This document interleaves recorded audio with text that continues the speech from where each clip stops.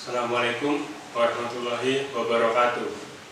Perkenalkan, nama saya Muhammad Syafi Fitrananda dari kelas 12 IPS 4 nomor absen 22.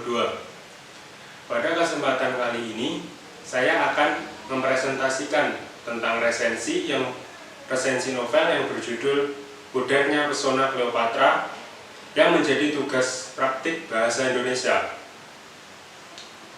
Sebelum itu, apa yang dimaksud resensi novel fiksi?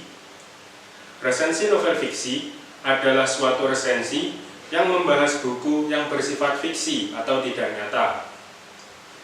Struktur dari resensi novel fiksi meliputi yang pertama adalah identitas atau data buku, yang kedua orientasi, yang ketiga sinopsis, yang keempat analisis, dan yang kelima kelebihan atau kekurangan.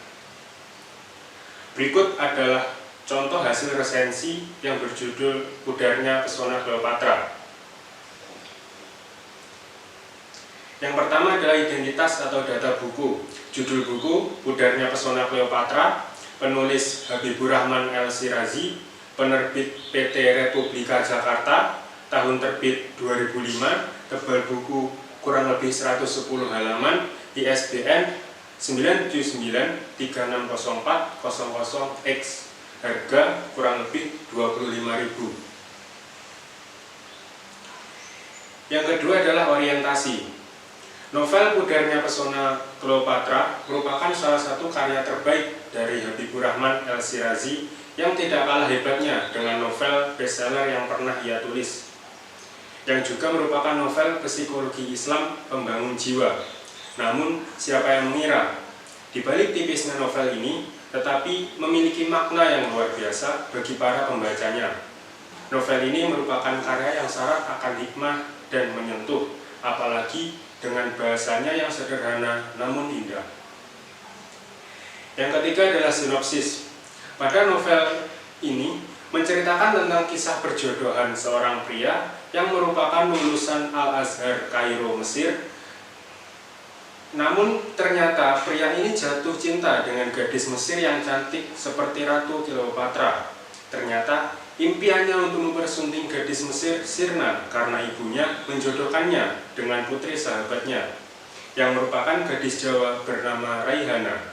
Meskipun tidak secantik Cleopatra, namun gadis ini hafal akan Al-Quran.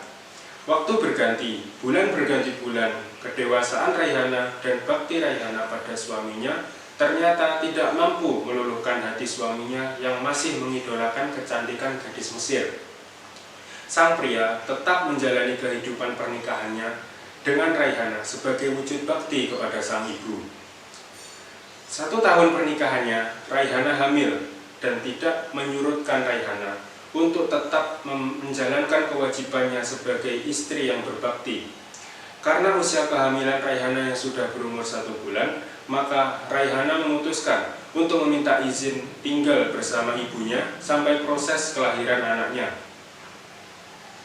Sejak Raihana tinggal bersama ibunya, sang suami merasa terbebas dan tetap masih menghayalkan dan mengharapkan bisa memiliki istri cantik Bak Ratu Cleopatra. Hari berganti hari, pernikahan yang dijalannya tetap terasa hambar, dan pada suatu ketika, saat melakukan perjalanan dinas, seorang rekannya, Pak Agung, menceritakan tentang pahitnya dengan menikah dengan wanita Mesir. Seketika itu, pesona wanita Mesir yang selalu membayanginya runtuh seketika. Dan pada saat itu, ia teringat pada istrinya yang ia tinggalkan di rumah mertuanya, yakni Raihana. Ia pulang ke rumah untuk mengambil kartu ATM milik Raihana.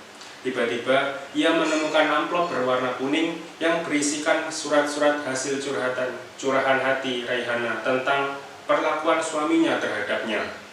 Surat-surat itu juga menuliskan tentang betapa ia sangat mencintai suaminya. Tiba-tiba, perasaan cinta dan haru sang suami membuncah dan tak tertahankan lagi. Air matanya mengalir sangat deras. Segera ia bergegas menuju kediaman mertuanya untuk menemui Raihana. Namun yang terjadi sebenarnya bahwa Raihana telah meninggal karena pendarahan yang terjadi akibat persalinannya. Raihana berpesan untuk tidak memberitahu suaminya agar suaminya tidak terganggu pekerjaannya. Suaminya menyesal sejadi-jadinya, namun penyesalan hanya tinggal penyesalan. Yang keempat adalah analisis. Yang pertama adalah tema. Tema dalam novel ini adalah kepasrahan, cinta kasih, ketulusan, keangkuhan, egois, dan penyesalan. Yang kedua adalah penokohan. Tokoh utama aku, suami Raihana, memiliki watak keras kepala, egois, dan tidak mau menerima takdir, serta tidak bisa menghargai orang yang mencintainya dengan tulus. Raihana memiliki jiwa yang bersih, kuat, beriman, dan selalu tulus mencintai karena ada yang lebih dicintai dengan penuh kepasrahan, yaitu Allah SWT, walaupun harus menelan kepahitan yang dialaminya. Yang ketiga adalah alur atau plot. Alur yang digunakan dalam novel Pudarnya Pesona Cleopatra adalah alur maju. Cerita dari novel ini berkisar pada tokoh utama yang memiliki hasrat untuk beristrikan gadis Mesir, tetapi harus pasrah pada perjodohan ibunya dengan gadis cantik, pintar, dan soleh dari Jawa. Berisi pergolakan batin yang hebat antara hasrat dan kenyataan yang dihadapinya, sampai akhirnya ada kesadaran yang terlambat penuh penyesalan. Dan yang terakhir adalah kelebihan dan kekurangan. Kelebihan novel yang pertama adalah novel ini mengajarkan kepada kita bahwa kecantikan bukanlah segalanya. Yang kedua, pengarang menjadikan novel ini sebagai sarana dakwah Islam. Yang ketiga, jalan ceritanya sederhana, tetapi menimbulkan kesan yang sangat mendalam. Yang keempat, penulis mampu mengajak kita berkhayal ke negeri Mesir, Andalusia. Dan berikutnya adalah kekurangannya. Kekurangan dari novel ini adalah yang pertama, ceritanya kurang detail dan masih kurang banyak cerita-cerita menarik yang seharusnya ada di dalam novel.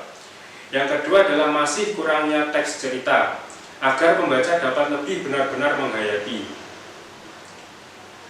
Sekian presentasi resensi dari saya, apabila ada kurang lebihnya saya mohon maaf.